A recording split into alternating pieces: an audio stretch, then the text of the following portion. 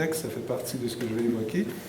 Et Daniel Chamberlain-Tremblay qui a dit, ou écrit, « L'innovation passe par la rencontre des idées ». Je ne vous vois pas du tout en passant, c'est très intéressant comme situation. Un peu mieux, merci. Donc, cette innovation qui passe par la rencontre des idées, essentiellement, il est question ici, je devrais avoir en passant un petit appareil pour changer. Donc, oui, rencontre des idées, mais il faut aussi avouer confrontation des idées, parce que qui dit innover dit changer. Et si vous avez déjà expérimenté de l'intérieur cette réalité, changer, ce n'est pas une chose facile. La plupart d'entre nous hésitons avant de faire des changements importants dans leur vie. Et ce dont je vais vous parler maintenant, ce sont des changements tout aussi importants dans l'espace de formation qu'est l'université. Alors, innover en pédagogie supérieure, donc la pédagogie, c'est cette relation prof-étudiant, maître-élève, pose la question aujourd'hui, si vous pensez à cette vidéo que nous venons tout juste de voir, quelle est la posture qu'un étudiant devrait aujourd'hui avoir vis-à-vis le savoir? Alors, le savoir, c'est cette chose que l'on enseigne, qui se retrouve dans les bouquins, dans les livres. Alors, quelle est la posture qu'il devrait adopter aujourd'hui, considérant les enjeux sociaux, les enjeux économiques et les enjeux politiques qui sont ceux de notre société? On voit peut-être aujourd'hui que si on est comptable ou actuaire et qu'on conseille le gouvernement du Québec actuellement sur ce qui est une bonne façon d'augmenter les taux des frais de scolarité pour éventuellement entrer dans ses sous ou combler un déficit quelconque, c'est une question qui peut être purement livresque ou dans les livres. Mais on se rend compte que l'enjeu à côté social est beaucoup plus important et qu'il vient teinter des choix qui, a priori, ont pu être basés sur un savoir formel ou un savoir théorique. C'est de ça aussi dont je vais vous parler dans ce contexte. Alors, quelle posture? Cette posture d'apprenant, voire cette posture d'enseignant, elle est teintée par l'espace dans lequel nous travaillons, nous formons les gens, lorsque je regarde d'où je suis quand j'enseigne à l'université. Et donc, je vais avec vous faire un petit bout d'histoire. On a entendu parler du siècle des Lumières dans la présentation qui précédait. Alors, avec ce petit bout d'histoire, je vais vous montrer que l'université a connu 3 grands moments de changement, qu'on peut qualifier en fait aussi d'innovation. Enfin, le premier changement, vous le voyez apparaître tout à gauche, c'est la création même de l'université qui est apparue quelque part au 13e siècle. Cette institution noble avait comme grande caractéristique de vouloir transmettre des savoirs. Transmettre des savoirs au nom de quel but, au nom de quelle finalité? Celle d'atteindre la vérité. Et pensez ici à la vérité au sens de la vérité avec un grand V, puisqu'il s'agissait d'une vérité d'inspiration divine. On cherchait à comprendre, faire l'hypothèse à travers une méthode non scientifique à cette époque pour savoir ce que la nature nous révélait essentiellement. Et dans ce contexte, le travail manuel, le savoir-faire, comme je l'appellerai un peu plus tard, était vu comme au second degré. C'était plutôt le savoir formel, théorique, qui avait la part du lion ou la place la plus importante. Arrive le 19e siècle, tout début du 19e siècle, une université créée en Allemagne, l'université Humboldt, qui a cimenté l'espace de la recherche au sens où on l'entend aujourd'hui. C'est-à-dire où il y a des codes, des façons de faire, des publications, des comités de pairs qui évaluent ce que l'on fait. Donc, tout le processus qui fait que la recherche est assez autonome aujourd'hui part de cette posture initiale de devoir non seulement transmettre des savoirs, mais devoir aussi penser créer du savoir. À l'époque des Lumières, et là on est à la sortie de cette période dans l'histoire, Dieu est mis à mal, on ne croit plus à l'omnipotence de Dieu, et donc l'homme se met alors dans une posture où il sait que le savoir ne sera pas que révélé à lui, mais il doit pouvoir aussi le créer, et c'est là où la science, la méthode scientifique, a pris naissance et a pris sa place plutôt dans l'espace universitaire. Donc c'est comme une deuxième couche, une deuxième posture qui s'ajoute à la première. Mais l'Amérique du Nord a ajouté son grain de sable dans cette histoire, cette courte histoire, ou longue histoire, c'est selon, de l'université, puisqu'en Amérique du Nord, au tournant du 20e siècle cette fois-ci, ce n'est pas tant la transmission du savoir qui était questionnée, les couches se rajoutent l'une à l'autre et s'empilent, c'est plutôt la posture de l'université comme étant un acteur social. Alors on n'est plus dans une perspective de transmettre uniquement des savoirs au service d'une vérité, créer des savoirs au service de la science, mais de devoir aussi penser transférer ce savoir est au service d'une collectivité, de la société. De là mon point de départ sur l'importance et la posture qu'un étudiant, en général, devrait avoir vis-à-vis des apprentissages qu'il fait à l'université. Dans ce contexte, bien sûr, il y a une rencontre qui se fait entre les dimensions culturelles, scientifiques et sociales, politiques et autres. Et c'est dans cette perspective beaucoup plus intégrée de l'espace de formation qu'on doit penser l'université telle du moins qu'on la conçoit en Amérique du Nord, mais vous savez peut-être maintenant que c'est le modèle qui s'est répandu sur la planète, puisque les standards d'évaluation des universités ont montré que c'était les universités principalement nord-américaines qui cotaient toujours les plus hauts, bien sûr dû au fait recherche, mais de plus en plus parce que ces universités sont devenues des acteurs sociaux importants. Le concept de tour d'ivoire date d'une autre époque, celui de l'université comme une organisation, un terme relativement récent, tient de cette université de service telle que développée dans un contexte nord-américain. Alors, toutes ces modifications, tous ces changements représentent des innovations. Même cette toute dernière représente une innovation. Quelle incidence, donc, ces innovations ont-elles pu avoir sur la façon dont on enseigne et essentiellement peut-être au départ sur les savoirs eux-mêmes? En passant, ce schéma est déjà incomplet. Il devrait, vous voyez qu'il se poursuit vers le 21e siècle, où nous sommes actuellement. Et s'il y avait un autre cadran, et c'est là où notre groupe de recherche travaille depuis maintenant 5 ans de façon particulière et encore plus intensément depuis la création d'un centre de recherche qui est dédié à cette tâche maintenant, c'est la place et l'utilisation que l'on fait des nouvelles technologies. On a vu tout à l'heure dans cette vidéo comment le jeune assis dans sa salle de classe pouvait être ennuyé par une enseignante qui enseigne probablement l'école comme une maîtresse pouvait le faire à une autre époque, il y a 200, 300 ans, alors qu'il est, comme on le disait, bombardé d'informations. Eh bien, ce n'est pas ici tant une question de bombarder d'informations les étudiants à l'université, c'est plutôt de créer un espace de formation qui va prendre acte et surtout capitaliser sur une technologie qui transcende de beaucoup les capacités qu'on peut avoir en termes de développement des connaissances dans un espace présentiel de formation. Alors voilà, les savoirs. L'université a évolué, la façon dont on considère les savoirs a également évolué. Je vous propose de considérer 3 catégories, les savoirs en eux-mêmes, donc les savoirs formels ou les savoirs théoriques, les savoir-faire et les savoir-être.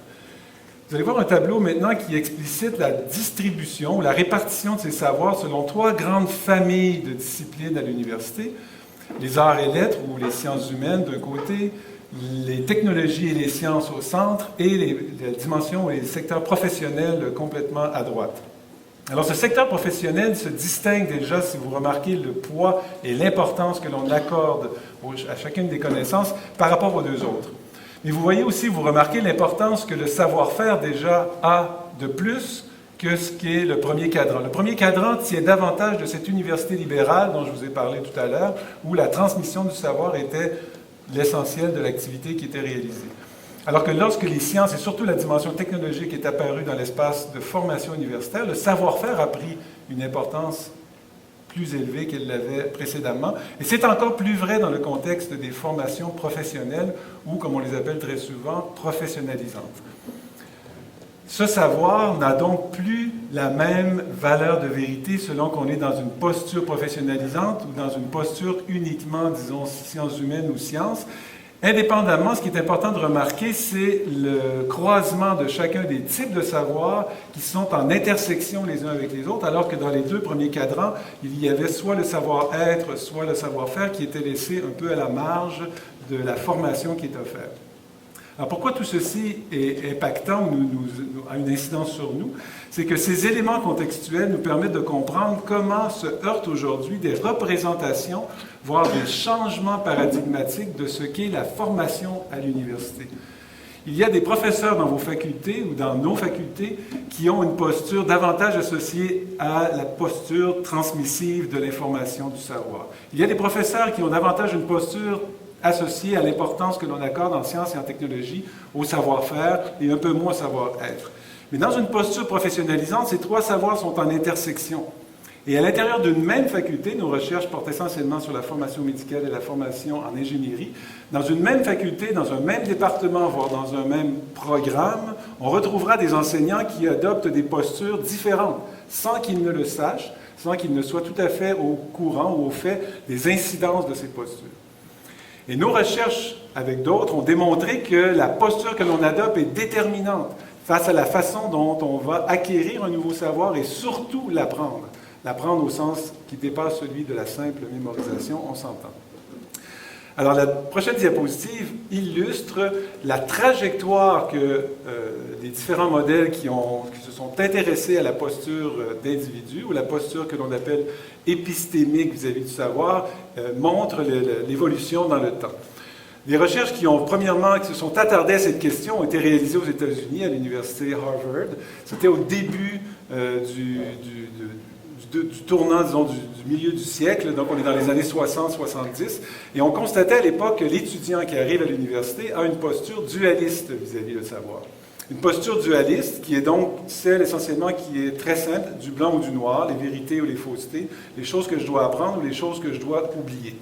Pour vous aider un peu à imaginer ce que ça représente, pensons à une de mes étudiantes que j'ai connue au cours des dernières années, que je nommerai aujourd'hui, disons, Marie.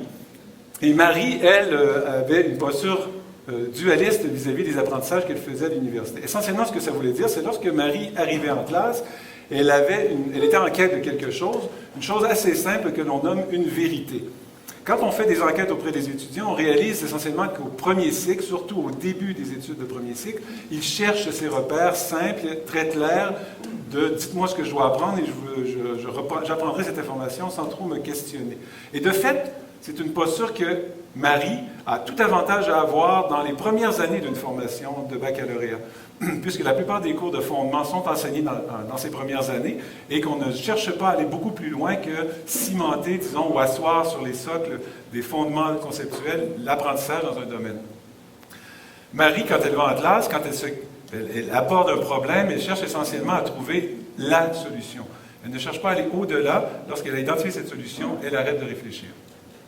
Un deuxième stade, c'est celui que l'on qualifie de subjectiviste, pardon. Ce stade subjectiviste est caractérisé par le « je pense que ». Tu penses que, je pense que. Alors ici, je le personnifierai à travers une autre de mes étudiantes au cours des années. Je suis à la faculté d'éducation, il y a beaucoup de filles. Elle s'appelait Annie. Alors, Annie est une étudiante très intéressante du point de vue de la posture dualiste, puisque Annie arrive toujours en classe avec des questions. Ces questions viennent très souvent d'elle-même. Un dernier essai, pardon. Ces questions viennent très souvent d'elle-même, mais elles peuvent venir également des échanges qu'elle a eus avec ses copines, ses copains, ses amis ou toute autre personne. Elle a donc subjectivisé le savoir. Et pourtant, elle a fait quelque chose d'encore plus important du point de vue de moi, de ma posture d'enseignant, c'est qu'elle a fait des liens entre le savoir qu'elle connaissait et le savoir qu'elle doit apprendre. Puisque ce questionnant, ces questions viennent d'elle-même.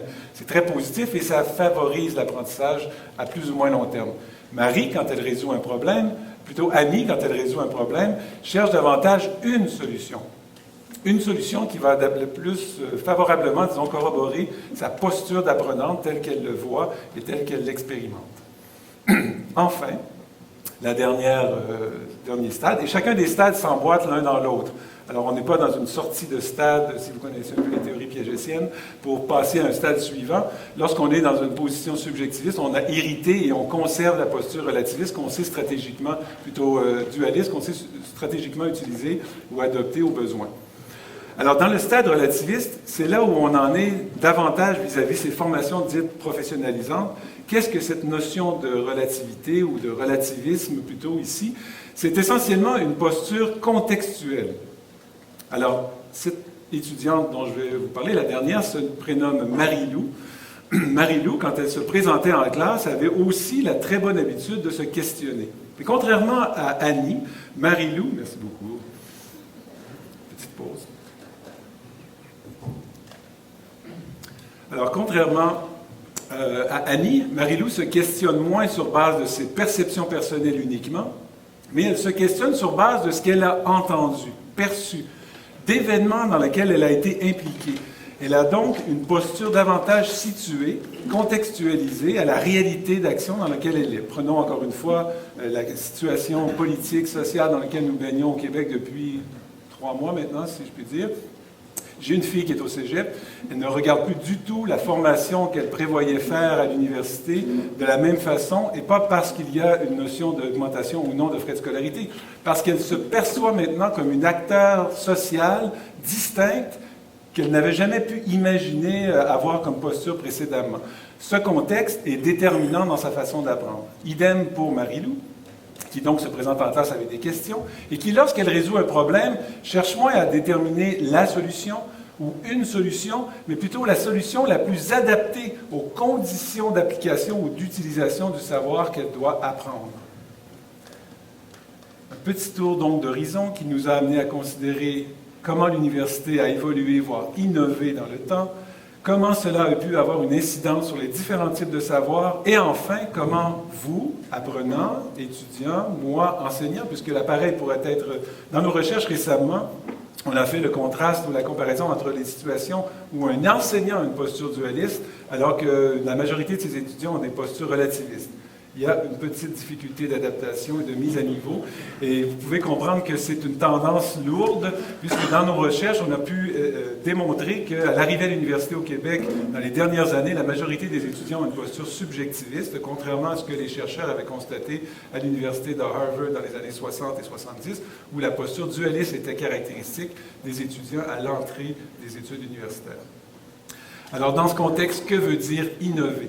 Innover implique donc de revoir les règles du jeu de ce que veut dire apprendre. Apprendre et enseigner. Alors donc, innover implique de revoir déjà le cadre dans lequel j'enseigne, ces classes bien organisées, bien structurées, vers une situation, on l'a dit encore une fois dans la vidéo, où collaboration, échange, mise en confrontation d'idées sont une chose courante. Mais nos recherches ont également démontré que ce n'est pas qu'une question d'environnement. Il faut que les acteurs soient au cœur de ce changement et informés du dit changement, et en premier lieu, l'enseignant. Alors la formation de ces enseignants et la façon de considérer leurs tâches de transmission, mais aussi de discussion et de création du savoir est extrêmement important, et c'est dans cette direction que j'espère que nous nous dirigerons au cours des prochaines années, incluant bien sûr la part des nouvelles technologies pour ajouter au plaisir d'apprendre et d'enseigner. Merci de votre attention et bonne fin de soirée.